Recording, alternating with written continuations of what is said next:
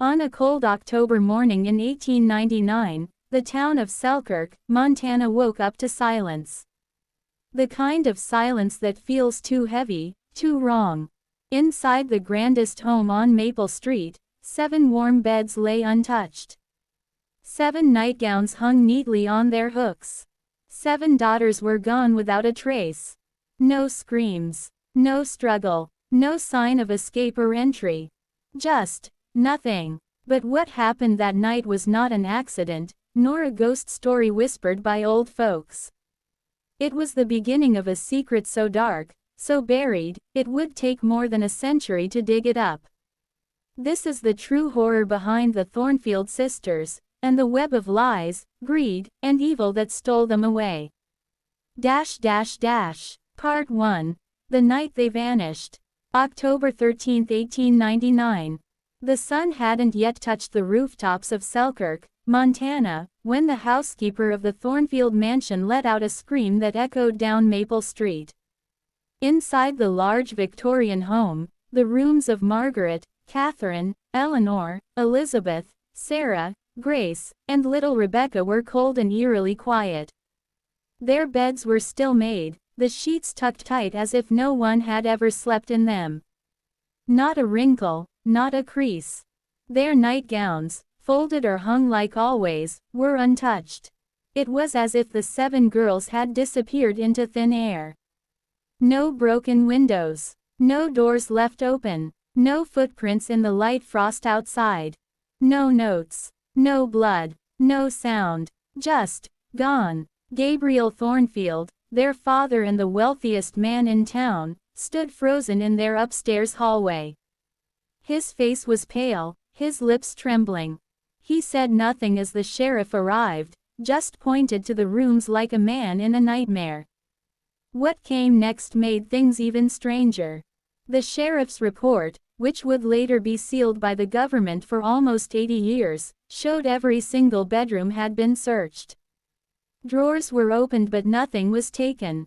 Jewelry still sat in velvet boxes. Pocket money lay untouched. The house was spotless. Too spotless. Whoever entered that home knew where to go. Knew who to avoid. Knew how to vanish, like a shadow walking through walls. But the Thornfield sisters weren't just ordinary girls.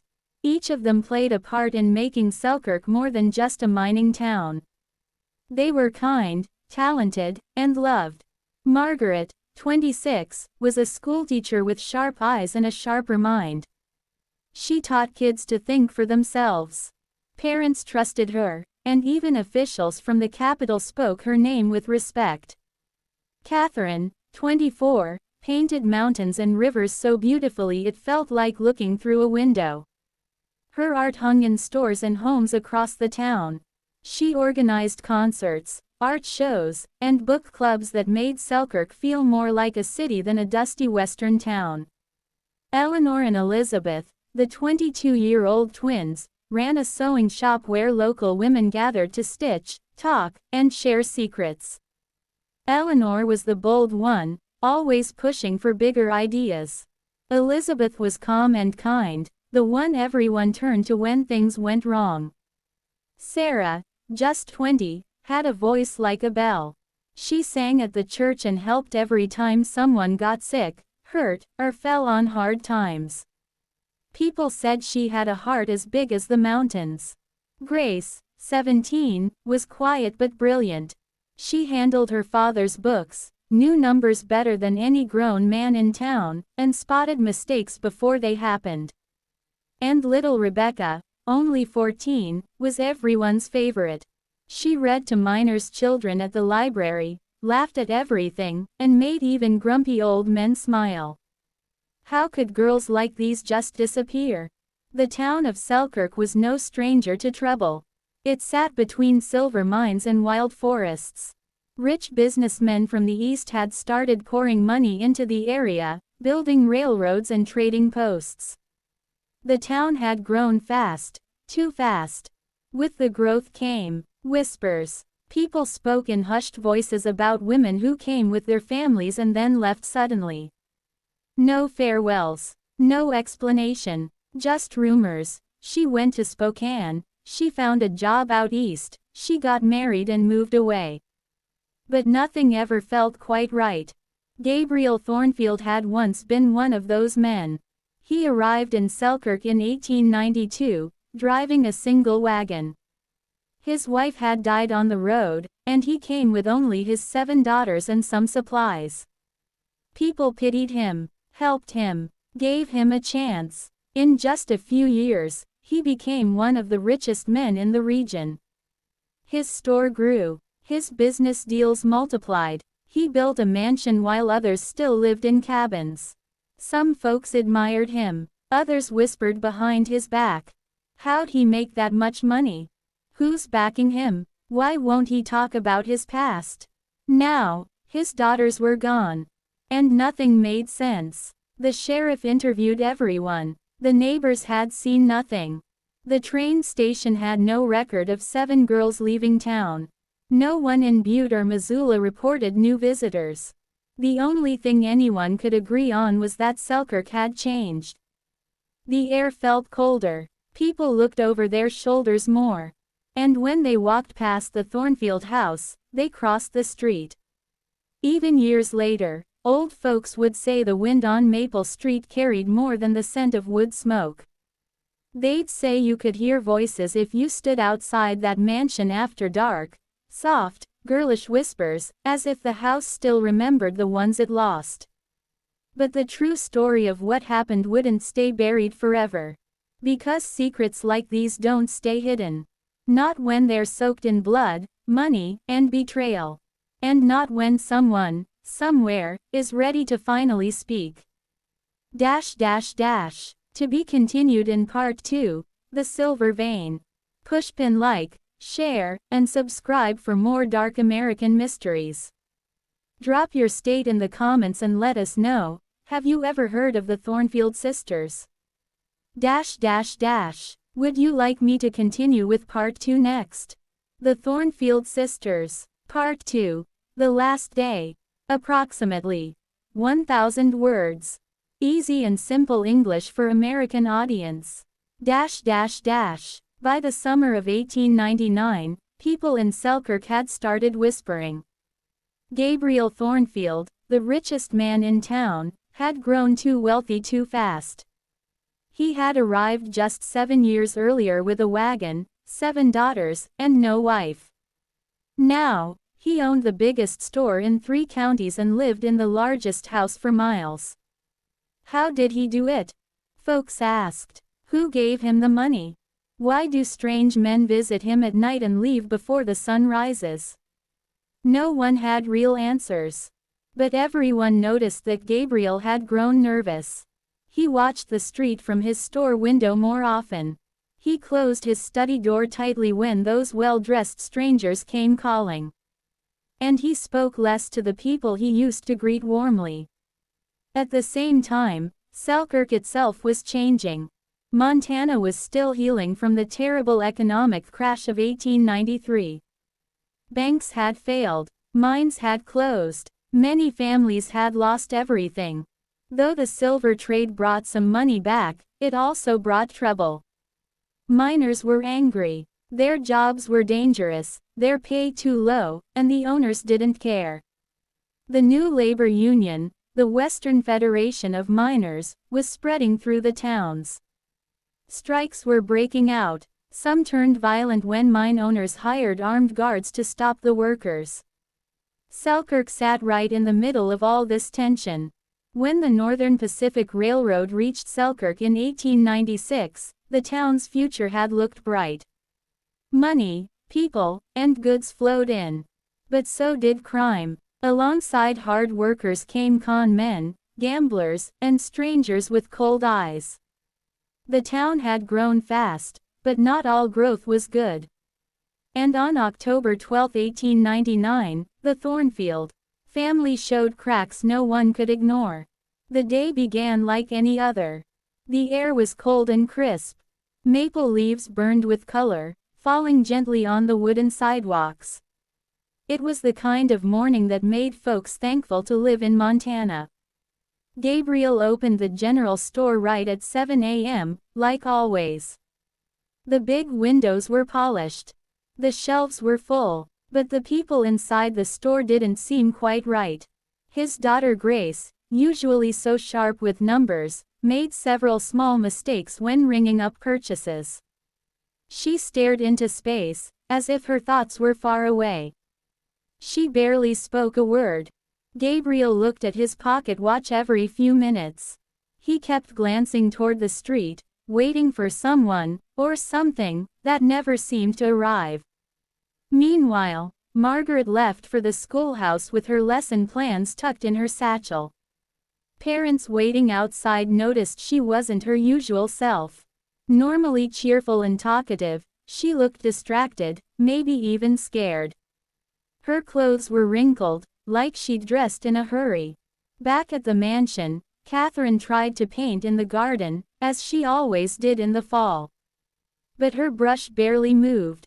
She kept pacing, staring down the street toward the train station.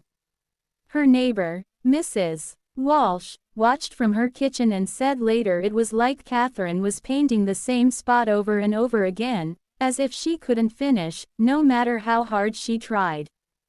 The twins, Eleanor and Elizabeth, opened their seamstress shop at 9 a.m. They were working on a beautiful wedding dress for the mayor's daughter. But customers noticed they kept whispering urgently to each other. They seemed nervous, their hands shaking slightly as they stitched. Mrs. Fleming, a regular customer, said the twins looked like they were afraid of something coming closer. Sarah, the voice of Selkirk's Methodist Church, spent her morning practicing hymns. But Reverend Atwood heard her falter. She stopped mid-song several times to stare out the window. When he asked if she was feeling ill, she gave a strange smile and said she just needed rest. She refused to let anyone call the doctor. Even little Rebecca, always full of light and laughter, was quiet. She helped the housekeeper with chores, but her mind was elsewhere. She asked strange questions. Have you ever left Montana? Do you think it's possible to be happy far away from your family? What if you have no choice? The housekeeper, Mrs. Caldwell, said the questions made her uneasy, like Rebecca was trying to say something without saying it. By mid-afternoon, things got even stranger. Dr. Samuel Porter was returning from a house visit when he saw something that made his skin crawl. All 7 Thornfield sisters were walking together, down River Street toward the train station. That was strange. Very strange. They were never all together during the day. Margaret should have been teaching. Eleanor and Elizabeth were usually in their shop. Sarah should have been at the church. But there they were, all 7. They weren't laughing. They weren't talking. They were silent. Their steps were stiff, like they were being marched. Their faces were pale, eyes downcast. They looked like they were heading toward something they feared but couldn't avoid. Dr. Porter called out, waving. Only Rebecca turned. Their eyes met, and the fear in hers made his blood run cold. She was begging me, he would later say. With just her eyes. Like she wanted me to stop them, but couldn't say it out loud. That was the last time anyone saw the sisters in the daylight. But there was one more sighting that night. Timothy Fletcher, the young clerk at the telegraph office, sat at his desk just after 9 p.m. The gas lamp beside him flickered. He looked up and saw a shape outside the window. It was the Thornfield sisters, again. All 7, standing in a perfect line beneath the street lamp. They weren't talking. They weren't moving. Just standing. Silent. Still. Staring toward the train station at the end of the street. Fletcher said it was like watching statues.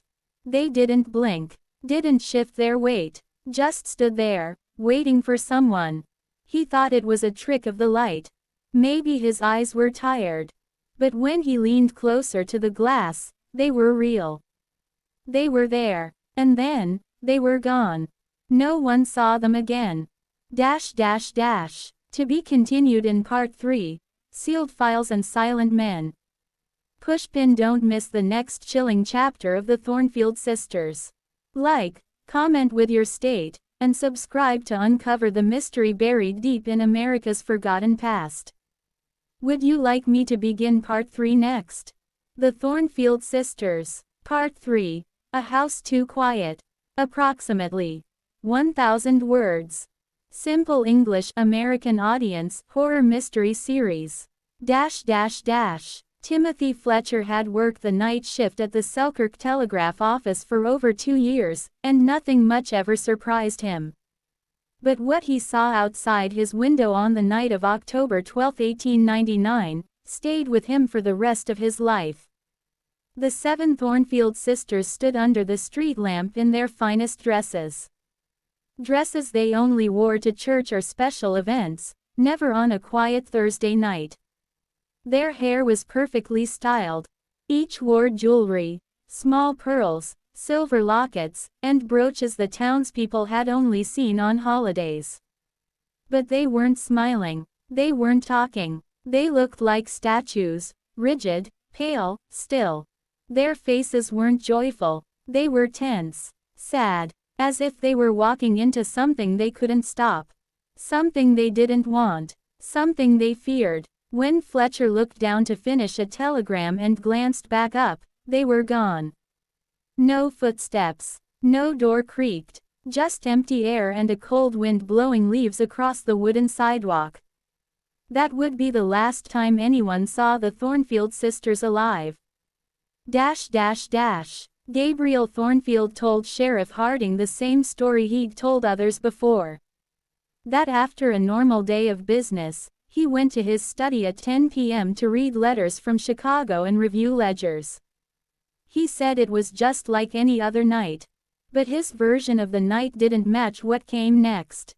Mrs. Caldwell, the family's longtime housekeeper, left the house at 10:30 sharp. She'd followed the same routine for years, cleaning the kitchen, locking up, and walking to her cottage across the back garden. But something about the house felt wrong that night. Too quiet. She didn't hear the sisters chatting, laughing, or moving about upstairs. Normally, by that hour, someone would be boiling water for tea. One of the girls would be setting out books or talking about the next day. But the entire mansion felt still. And worse than quiet, it felt empty. Mrs. Caldwell noticed something else, too. None of the usual preparations had been made. The sisters always laid out clothes for the next morning, gathered supplies for school or shop work, or set the table for breakfast. Not that night. It was like they had all stopped planning for the future. According to Gabriel, he went to bed at 11:30 after a short prayer in the family's chapel. He said he checked the doors and windows and found everything locked. Then he retired to the same master bedroom he'd used since his wife died 7 years earlier. He said he slept peacefully. Heard nothing unusual. But what happened between 11:30 p.m. and dawn told a very different story. Mrs. Caldwell arrived just after sunrise on October 13th. The front door was still locked, just as she'd left it. But the moment she stepped inside, she knew something was terribly wrong. No footsteps. No voices. No smell of breakfast or firewood. The air felt heavy, like a church after a funeral. She called out, but no one answered. The kitchen looked untouched. No teacups, no dishes, not even a crumb. The stove was cold. The chairs hadn't been moved. It was like no one had stepped foot in there since she'd cleaned it the night before. Her heart pounding, she climbed the stairs. The second floor held 4 of the girls' bedrooms. Margaret, Catherine, Eleanor, Elizabeth. She knocked softly on Margaret's door. No answer. When she turned the knob, the room greeted her with cold perfection. The bed was made so neatly it looked ironed. Pillows fluffed. Blankets smooth. Not a wrinkle. Margaret's nightgown hung exactly where she always put it. Her lesson plans were stacked on her desk. Her books aligned. But something wasn't right. Mrs. Caldwell had cleaned that room for years. She could tell when even one book was out of place. And now, several were. Some had been pulled off the shelf and returned in the wrong order. Margaret's combs and papers had been moved, slightly, just enough to show someone had gone through them. Someone who didn't belong. Catherine's room was even stranger. Normally, her space was cluttered with paints, sketches, half-finished canvases, and scraps of fabric or color samples. But not that morning. The room looked spotless. Too spotless. Her brushes were cleaned and lined up. The canvases were stacked perfectly. Nothing lay out of place. It was as if someone had erased her, leaving behind only a staged version of what her life looked like. Then came the twins' room. Eleanor and Elizabeth always kept their room like a mirror image. Matching beds, matching lamps, matching everything. It was neat, always, but with a system only they understood. Mrs. Caldwell saw right away that someone had tried to put things back after touching them. Drawers had been opened, clothing unfolded and poorly restacked. Trinkets were out of order. Their shoes, normally aligned, were out of place. It was subtle, but to someone who knew them, it was obvious. Someone had searched every drawer, every shelf, and then tried to hide it. By the time Mrs. Caldwell reached the third floor, her hands were shaking. She opened Sarah's room. Another untouched bed. Her hymnal lay on her desk, unopened. A fresh dress hung in her closet, unworn. Her voice, once the heart of the church choir, was nowhere to be found. Grace's room, the mathematician's space, showed the same signs. Papers moved, notebooks shuffled. A small ledger had been opened and placed back slightly crooked. Her pencil, always sharpened and kept in a cup by her window, was gone. Rebecca's room, the youngest, was the last. It was the smallest and coziest room in the house. She had drawings taped to the walls. A stuffed rabbit sat on her pillow. The library books she loved were stacked on the nightstand. But her bed hadn't been touched. Her nightgown was still hanging. Her shoes sat by the rug. Nothing looked wrong, except for the silence. That silence broke when Mrs. Caldwell screamed. Neighbors rushed toward the mansion as her cries echoed down Maple Street. She ran into the yard, eyes wide with terror, shouting, "They're gone!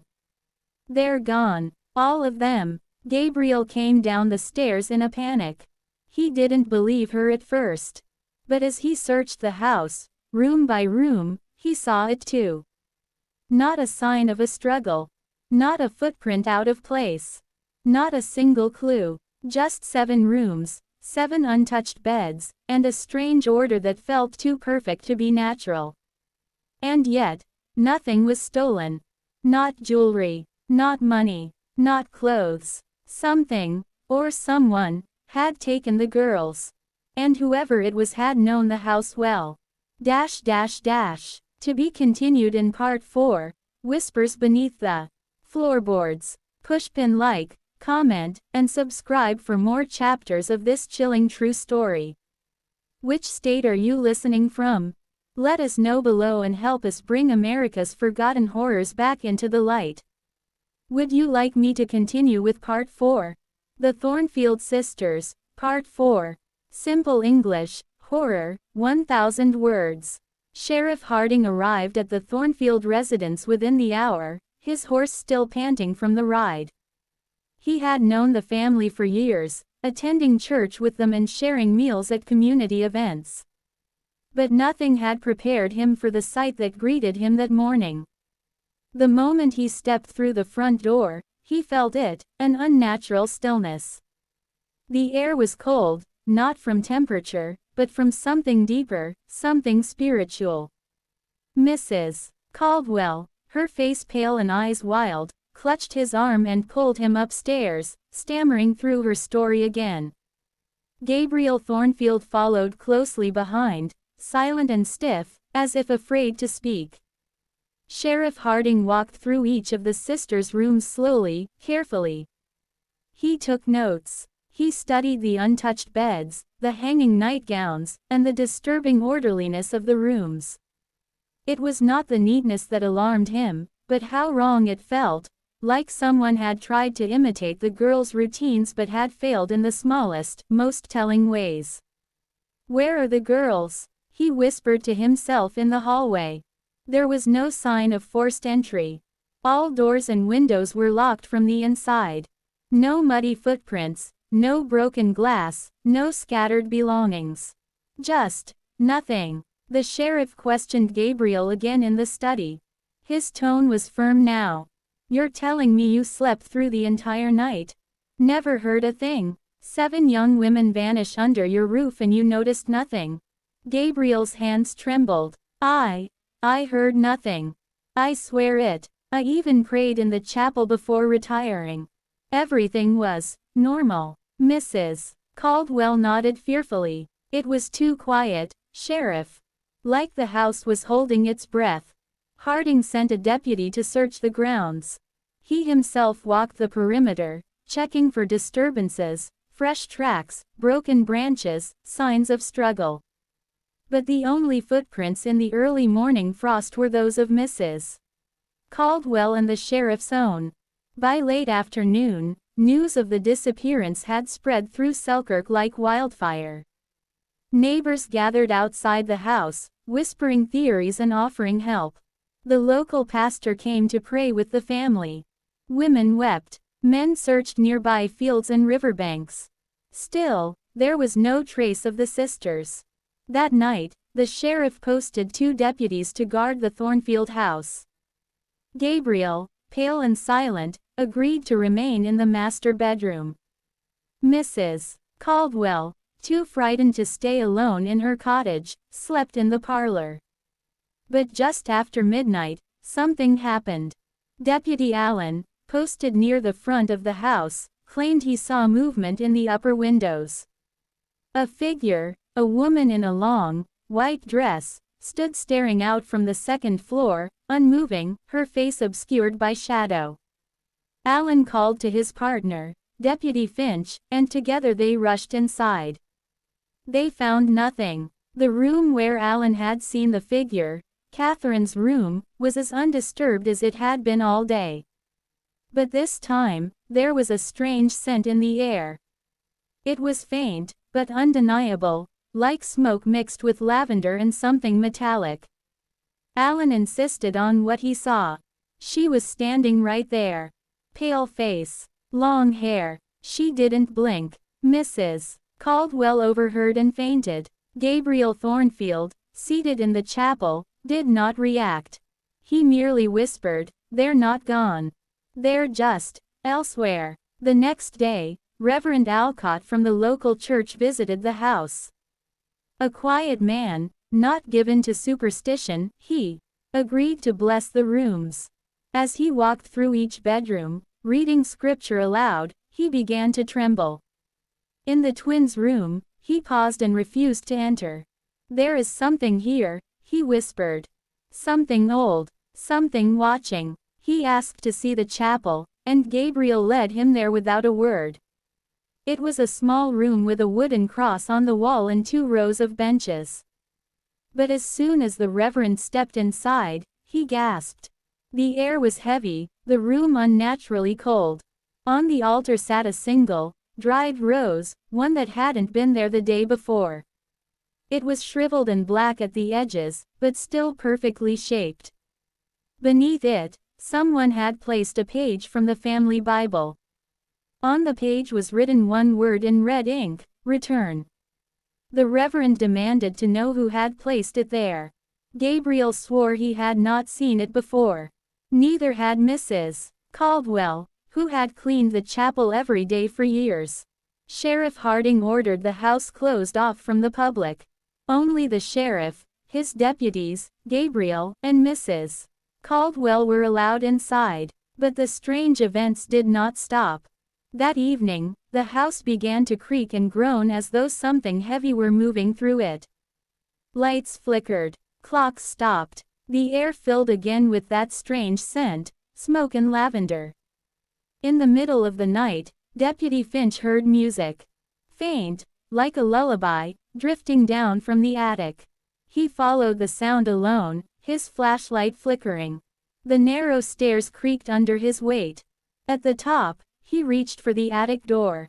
It was already open. Inside, moonlight spilled through the round window.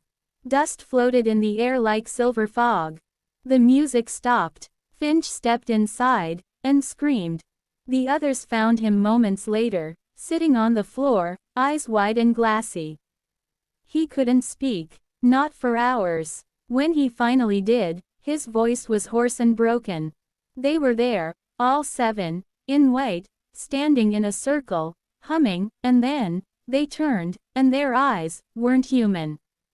He wept then, and no one questioned his terror. The Thornfield house was sealed the next day. Gabriel was taken to stay with family in Helena. Mrs. Caldwell left town entirely. Deputies refused to guard the home. The Reverend declared it unholy ground.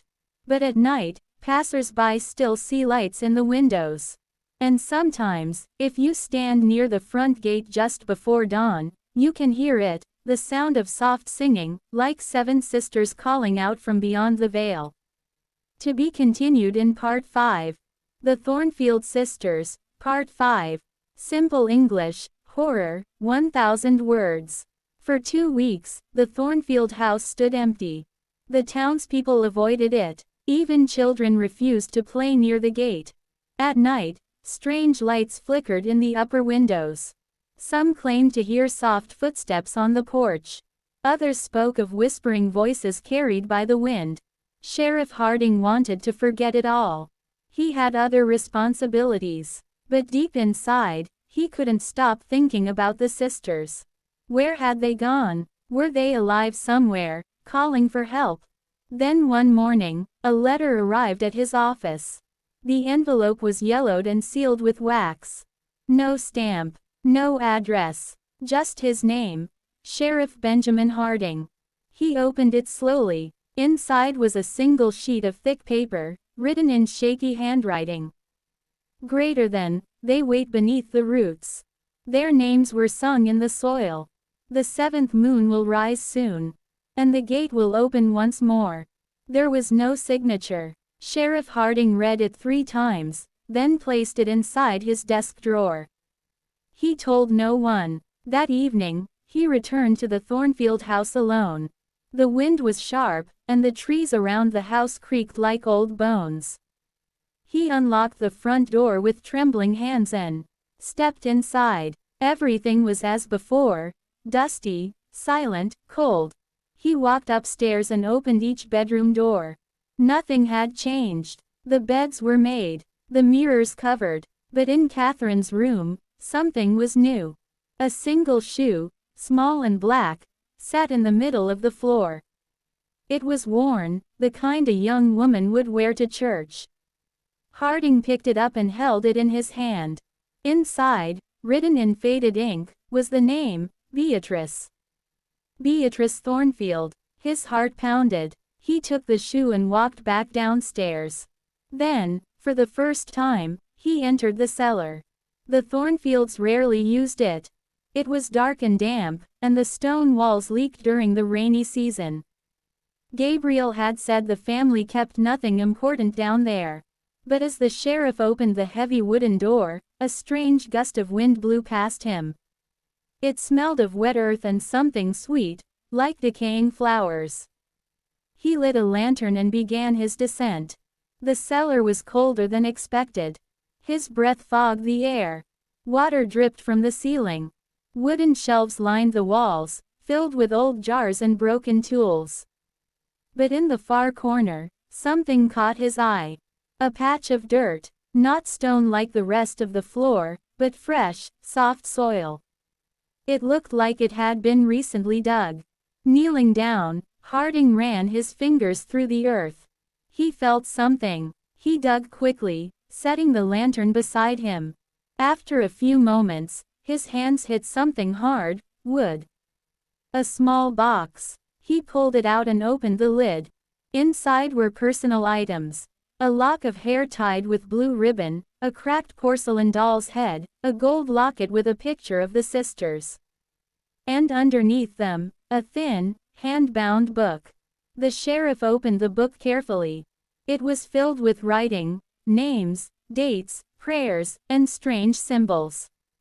On one page, 7 names were written in red ink: Catherine, Beatrice, Eleanor, Lillian, Margaret, Lucy, and Rose. Beneath the names, a phrase was repeated over and over. Greater than, by blood, by root, by moonlight's grace. Return them to their rightful place. Harding felt a chill run through his spine. He turned to leave, but the lantern suddenly flickered, and went out. Complete darkness. He fumbled for a match. As he struck it, the tiny flame lit the space for just a second, and in that second, he saw something behind him. A shape. A figure. A girl. The match burned out. The sheriff stumbled up the stairs, heart pounding, clutching the box.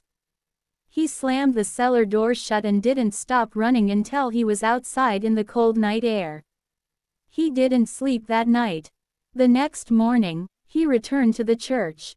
Reverend Alcott was reading scripture in the empty pews when Harding burst in, pale and breathless. "I saw her," the sheriff whispered. "One of the sisters. In the cellar. Just standing there. Watching." The Reverend's face darkened. "Which one?" "I think, Beatrice. Her shoe was in the upstairs room. Then the box in the cellar.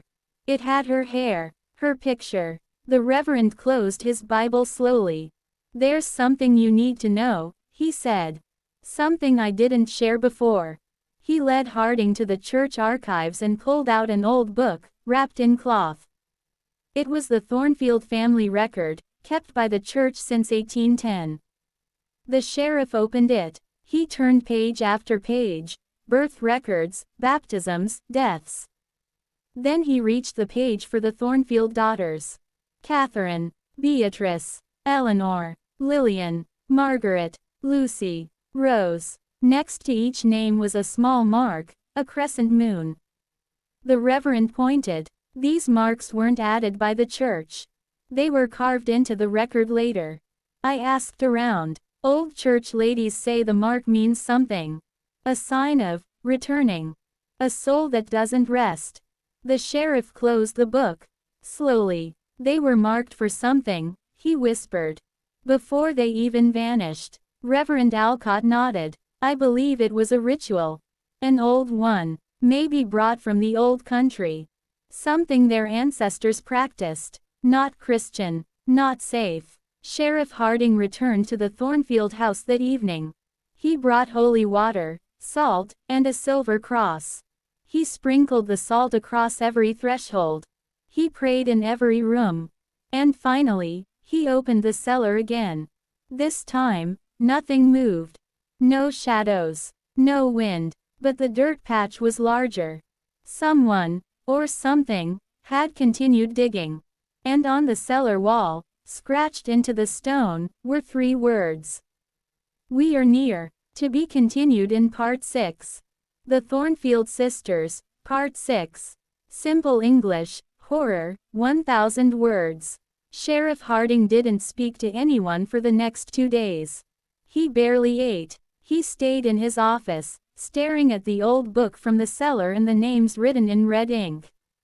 7 sisters. 7 moons. And now, strange signs were appearing all over town. On the night after his visit to the cellar, Mrs. Davison from the bakery swore she saw a girl in a white nightgown standing in her garden. The girl had long black hair and glowing eyes. When Mrs. Davison ran outside, the girl vanished into the fog. The next morning, Father Alcott found the church doors wide open. A pile of dirt was placed in front of the altar, with 7 small stones shaped into a circle. And little Clara Jenkins, only 6 years old, came home crying from the woods. She told her mother she met a nice lady with no face, who offered her a red apple and asked her to come play underground. People were scared now. Whispers filled the streets. Are the Thornfield sisters back? Are they ghosts? Is it a curse? But no one dared go near the house. No one except Sheriff Harding. He knew it wasn't just a ghost story. Something deeper was at work. Something alive. He returned to the cellar that night, carrying the small hand-bound book, a shovel, and a lamp.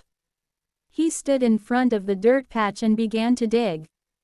It didn't take long. Just 3 feet down, the shovel struck wood. Another box. But this one was much larger than the first. He opened it slowly. Inside were bones. Human bones. They were arranged neatly, with a white dress folded beneath them. A ring lay on one of the finger bones, engraved with a small C. Catherine. Sheriff Harding stepped back, stunned. She was buried here all along. But he had seen her. In the mirror. In the shadows. Beatrice too. How could they be dead and still moving? Then he noticed something new. The cellar wall, where the words, "We are near," were scratched, now had a long, deep crack running through the stone. From the crack came a strange, low hum. Like chanting. It wasn't loud, but it made the hair on his neck stand up. He turned to leave, but his lamp flickered again. Just like before. And then, a voice. It was soft, sweet, like a young girl's whisper. Greater than, "Why did you open the box?" The sheriff froze. Greater than, "They were sleeping, Benjamin." The air turned cold. His breath came out in white clouds.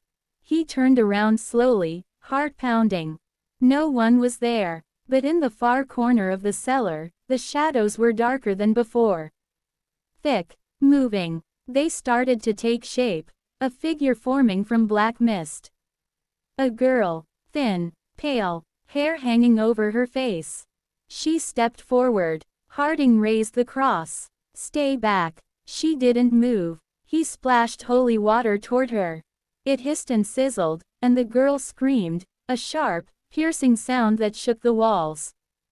The shadows vanished. The cellar grew quiet. Sheriff Harding ran up the stairs, locked the cellar door, and nailed it shut. He knew now. They weren't just spirits. They weren't just dead. They had been awakened. The next day, he met Father Alcott again. "I found Catherine's bones," he said quietly. "They were under the house." Father Alcott's face went pale. "You dug them up." "I had to. There's something under that house. A power. A presence. They were doing rituals. The sisters. Maybe to protect something. Or to trap something." The priest nodded slowly. "There's an old scripture," he said. "Not from the Bible. A warning. It says, 'What lies buried in blood shall rise again in bone unless sealed by the 7th moon.'" Sealed. A ceremony. You need their remains. All of them. And you must perform a binding before the 7th moon rises. That's only 4 days from now. Harding sighed. That means the other 6 are still somewhere in that house. For the next 3 nights, the sheriff returned to the Thornfield house. He searched every floorboard, every closet, every hollow wall. He found Eleanor's bones behind the chimney, wrapped in lace. He found Lucis in the garden, beneath the rose bushes. Lillian was under the bathtub, her skeleton curled into a tight ball. Margaret's were in the attic, inside a wooden chest lined with velvet. Beatrice, he believed, was the shadow he saw that night in the cellar. But he couldn't find her remains. And Rose, the youngest, was still missing. Each time he found a body, he placed the bones into a wooden crate and lined it with salt. He kept them in the church under the altar, guarded with candles and prayer. But the house was changing. The walls wept black liquid. The mirrors showed faces that weren't his. Doors opened by themselves. The air buzzed with voices. And once, while standing in the hallway, he saw all 7 sisters at once. They stood at the top of the stairs, watching him. Silent, motionless. But their eyes burned with something ancient. Something wrong. It was the night before the 7th moon. Harding had 6 of the 7. He needed to find Rose. The town clock struck midnight as he returned one final time to the house. He entered Rose's old nursery. It had once been full of dolls and picture books. Now it was filled with cobwebs and the scent of lavender and rot. The floor creaked beneath his boots. He stepped near the window, and suddenly, the floor gave way, sending him crashing through to a hidden crawlspace below. He landed hard, dazed, on cold soil. And there, lit only by the moonlight through the broken boards above, was a tiny grave marked with a single stone. R. Thornfield. He had found her. But as he reached for the earth, a hand shot up from the soil. Small, cold, gripping his wrist, a child's voice whispered in the darkness. Greater than, "It's too late, Sheriff." And then the whole house began to shake. To be continued in Part 7. The Thornfield Sisters, Part 7. Simple English, horror, 1,000 words. Sheriff Harding screamed as the small, cold hand gripped his wrist. The soil around the tiny grave of Rose Thornfield began to move, shifting like waves under his feet. He pulled hard, breaking free from the grip, and stumbled backward. A pale face peeked from the ground, a girl, no older than 10, with empty black eyes and hair thick with dirt. "Greater than, you woke us, Sheriff," she whispered. "Now we are all awake." Harding didn't waste a second. He dug quickly, ignoring the girl's voice. She didn't scream, didn't fight. She just watched. He pulled the tiny bones from the grave and placed them carefully in the wooden box he had brought. As he sprinkled salt over the remains, the girl's image began to fade, like smoke caught in a breeze. Harding climbed out of the crawlspace, cradling the box. He had all 7, but as he turned to leave the house, he saw them again. The sisters, standing in the hallway. Catherine, Beatrice, Lillian, Margaret, Lucy, Eleanor, and little Rose. Their eyes glowed red in the darkness. Beatrice stepped forward. "You took what belongs to us. I'm putting you to rest," Harding said, voice shaking. "You don't belong here. You don't know what we've done," Catherine whispered. "What we trapped beneath this house." The sheriff stepped back, heart pounding. Then Margaret added, "We weren't the danger, Sheriff. We were the lock." Before he could ask what they meant, the shadows behind them began to move. Not just sway, but rise. Curl, twist, like something alive. A dark shape emerged behind the sisters.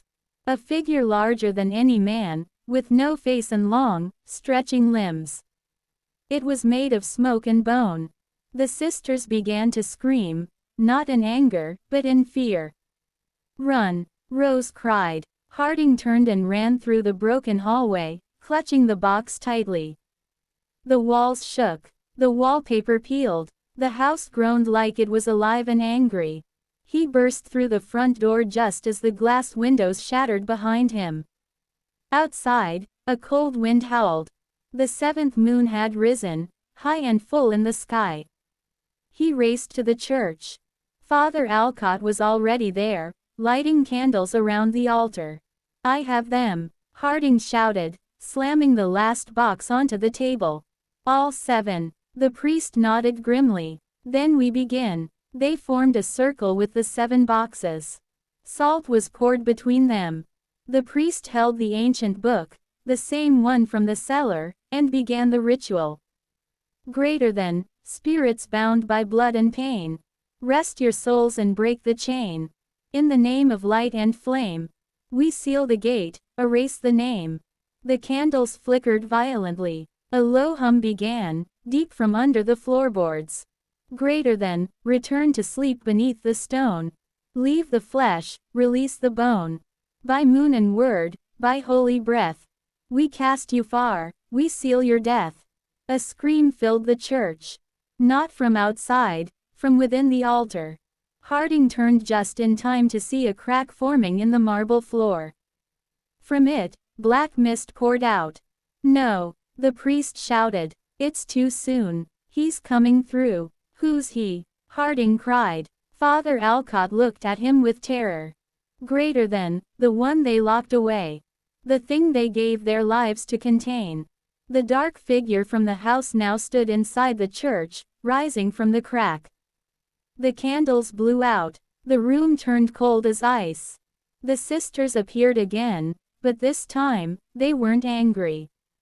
They looked afraid. Catherine stepped forward. "Finish the binding, Sheriff." "How?" Beatrice pointed to the old book. "The final words. Only you can say them."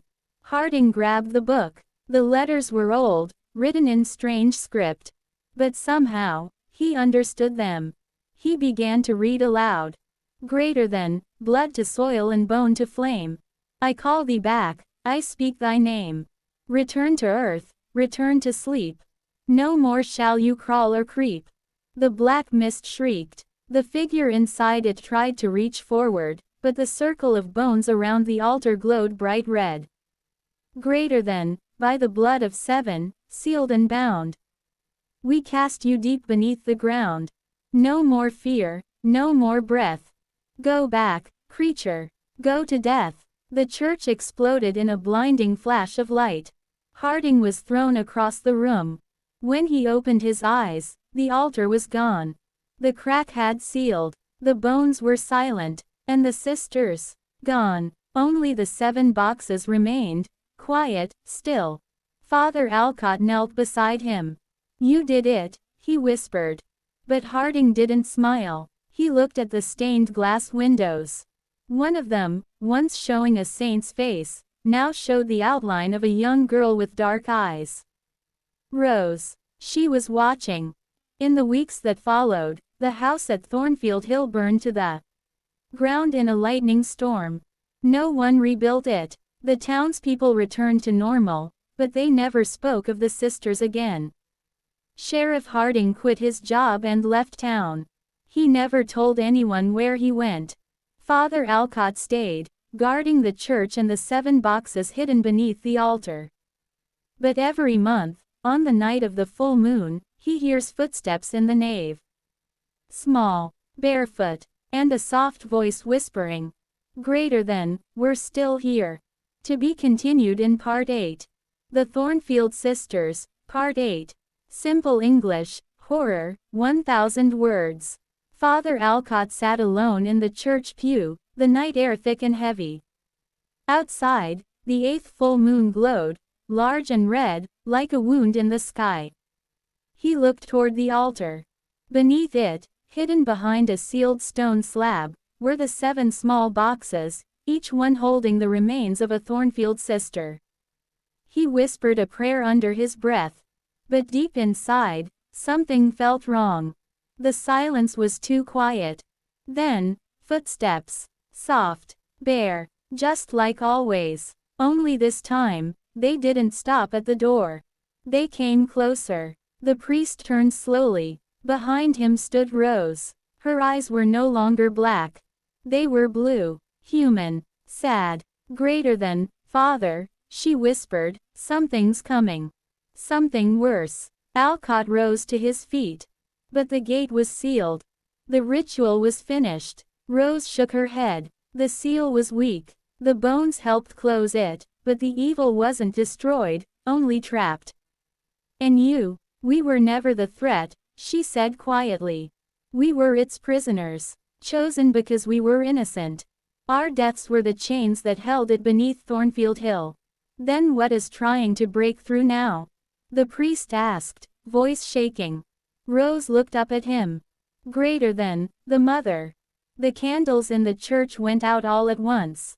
A loud knock echoed on the church doors. Boom, boom, boom. Alcott backed away from the altar. The doors slowly opened on their own, creaking with ancient weight. A tall woman entered, her form wrapped in black lace. Her skin was gray like ash, and her eyes were deep pits of darkness. Her hands were long and thin, fingers twisting like branches. She smiled. "Father Alcott," she said sweetly, You've kept my daughters so nicely. Who are you? The priest whispered. The woman stepped closer. They called me many names.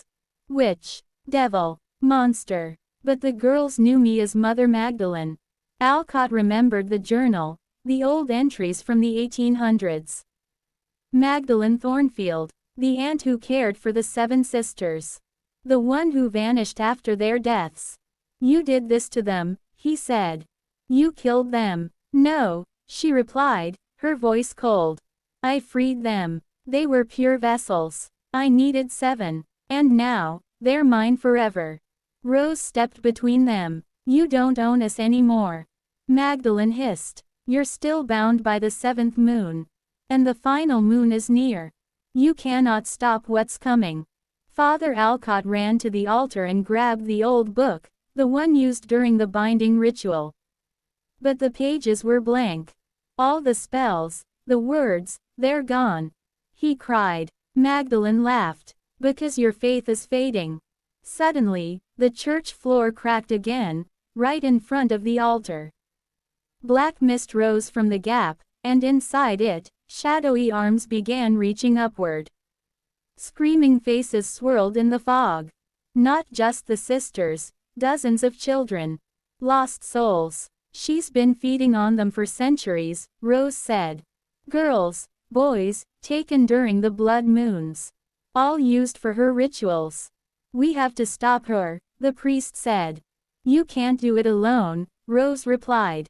But we can. Then, slowly, one by one, the other sisters appeared. Catherine, Beatrice, Lillian, Margaret, Lucy, and Eleanor. They surrounded Magdalene, forming a circle.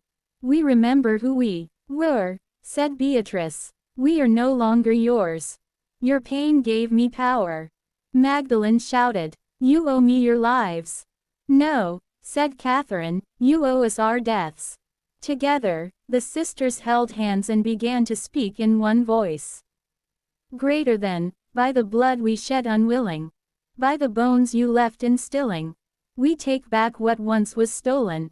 Bind you now in chains unbroken. Magdalene screamed. The shadows tried to pull away from her, but the sisters glowed with white light. Join us, Father, Rose cried. Use your faith. Speak the truth. Alcott stood tall, heart racing, and shouted. Greater than, you have no hold here. Not by death, not by fear. I cast you down, Magdalene, in the name of light and love. The altar shook violently. The stained glass exploded. The dark mist rushed toward Magdalene, wrapping around her like a cloak. Her form twisted, her mouth wide in a silent scream. The sisters stepped forward, closer, hands still joined.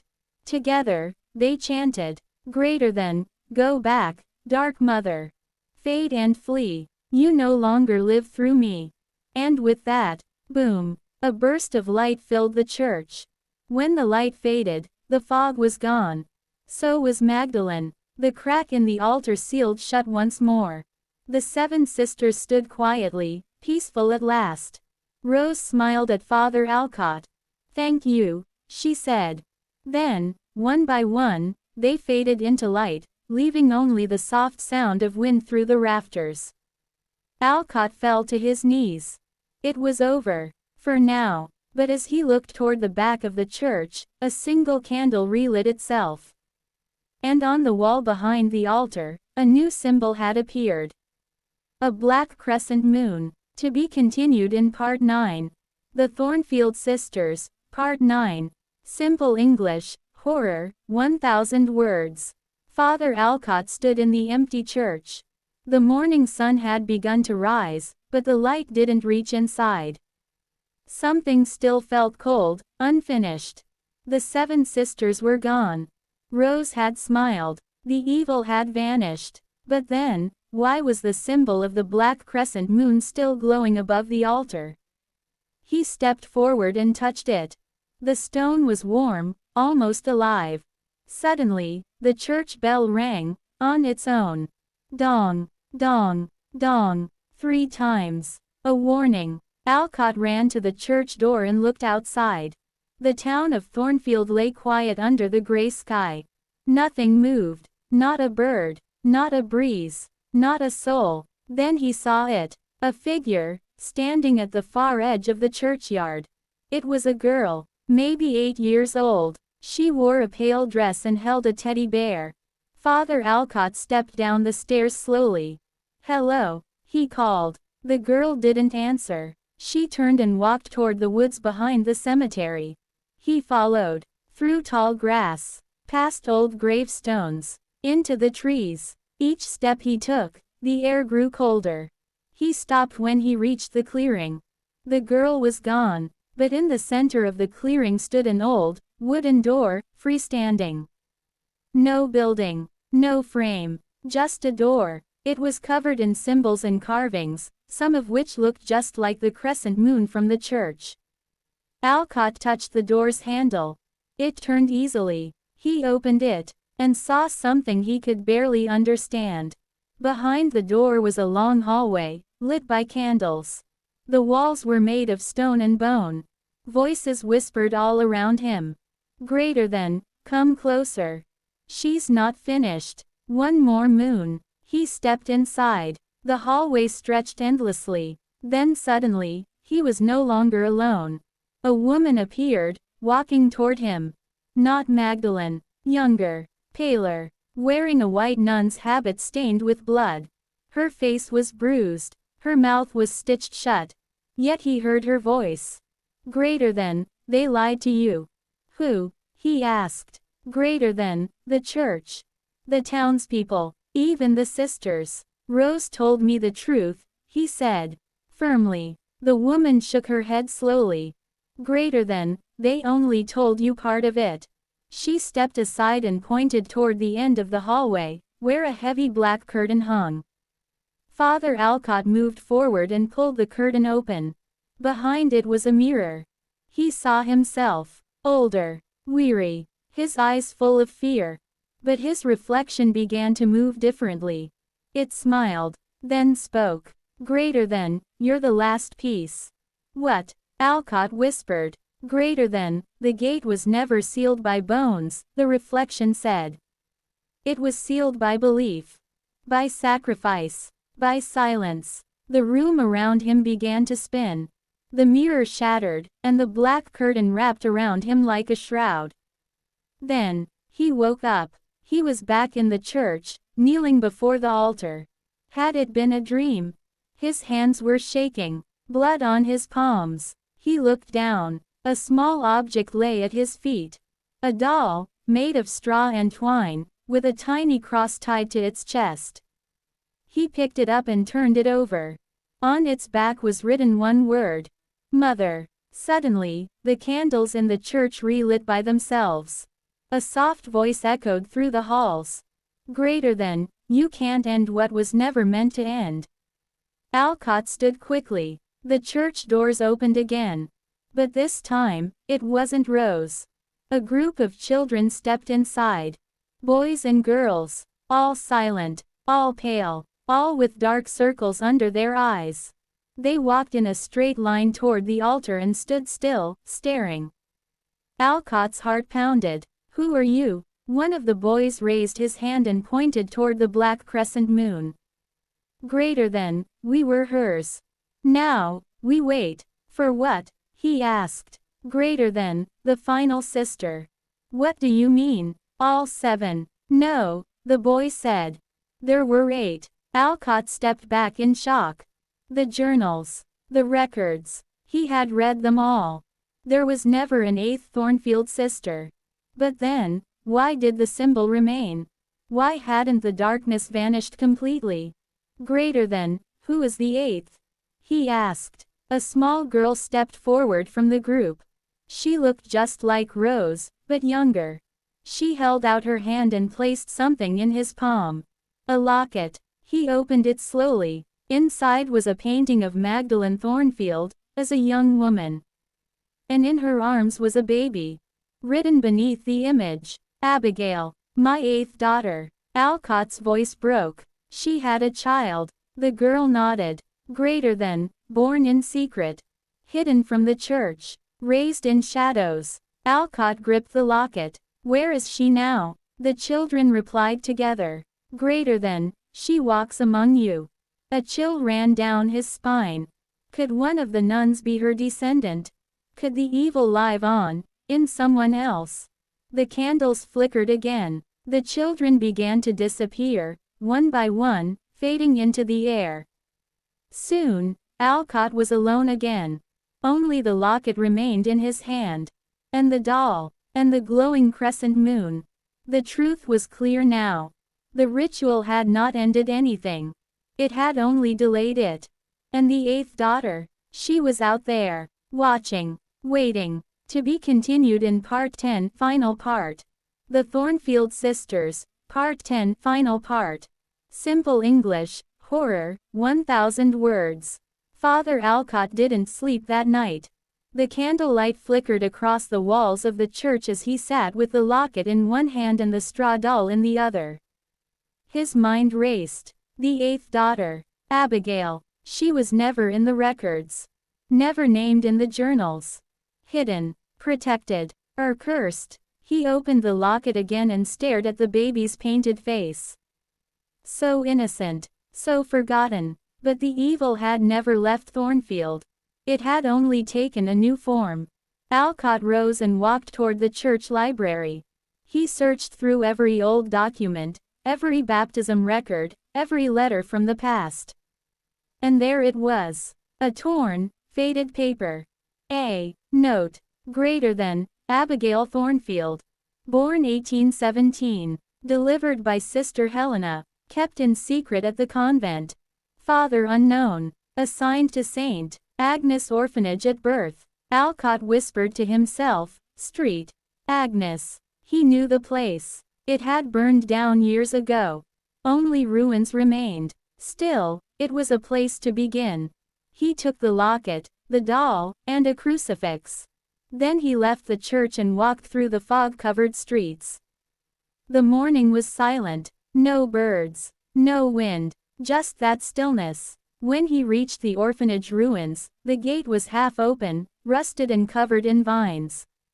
The building had crumbled. The roof was gone. But the stone walls still stood, broken and blackened. He stepped inside. Each step echoed in the empty space. Then he heard something, a lullaby. Soft, beautiful, coming from deep within the ruins. He followed the voice. Down a broken hallway. Through a collapsed doorway. And there, beneath the twisted beams, sat a woman. She wore a simple black dress. Her hair was long and gray. Her back was turned to him as she rocked something in her arms. A baby. No, a doll. The same kind of straw doll he carried. She sang in whispers. Greater than, hush now, my darling, the moon is awake. Sleep with the silence, the light we must break. Alcott spoke gently. Are you Abigail? She stopped rocking. Her shoulders tensed. Then she turned. Her eyes were pale. Her skin was cold white. Yet her face looked familiar, as if it belonged to every Thornfield sister all at once. She smiled. Greater than, I was Abigail once. Now, I am the gate. The gate, Alcott whispered. She stood up slowly, still holding the doll. Greater than, they tried to lock it. They gave their blood, their bones, their prayers. She pointed to her chest. Greater than, but the seal was never strong. Because I live. Alcott stepped forward, holding the crucifix.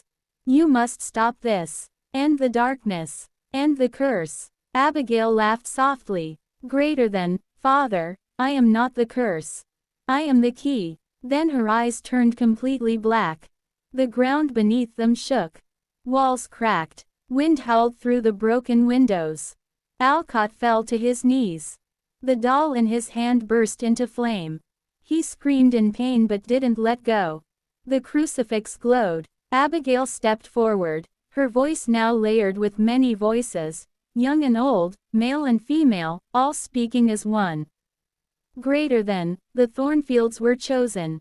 Carriers of the seal. But the church used them.